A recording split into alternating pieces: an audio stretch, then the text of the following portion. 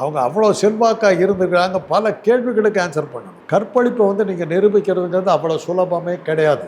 செக்ஸாலஜிஸ்ட்டுங்கிற முறையில் சொல்கிறேன், பால்வினை நோய் துறையை சேர்ந்தவங்கிற முறையில் சொல்கிறேன், பல்வேறு வகையான வழக்குகளில் போய் சாட்சி சொன்னவங்கிற முறையில் சொல்கிறேன். நான் கற்பழிப்பு கேஸில் வந்து நாங்கள் என்னென்னலாம் பார்ப்போம் தெரியுமா? அந்த பெண் போராடினாளா? ஆம்பளை மேலே சும்மா என்னை பார்த்து என்னை கெடுத்துவிட்டான்னு ஒரு பொண்ணு சொல்லிட்டு போயிடலாமா? ஒன்றே என்ன உள்ள தள்ளுவீங்களா? நான் எத்தனை 2 தடவை மாட்டியிருக்கேம்மா அந்த மாதிரி.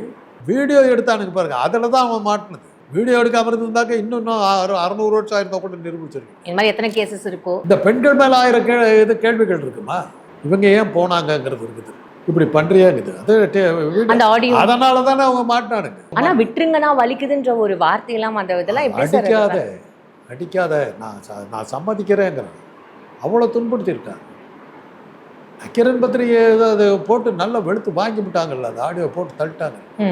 போட்டு தள்ளி யார் பின்னணியில் இதெல்லாம் நடந்தது அன்னைக்கு அந்த அரசியல்வாதி மேலே ஒரு நடவடிக்கை எடுக்கலையா அன்னைக்கு இருந்த ஆளுங்கட்சி.